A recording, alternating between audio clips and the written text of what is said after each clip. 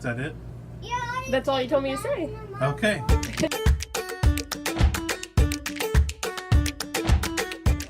Hey guys, Lee again, and here's my camping trailer.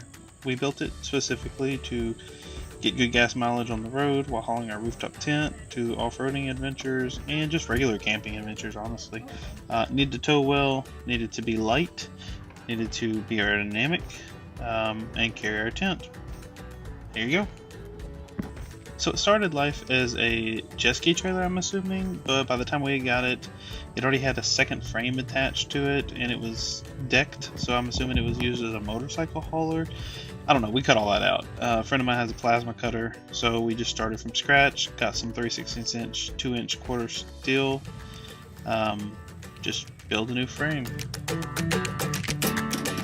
So I added a box to the frame and threw some uprights on it to mount the rooftop tent to.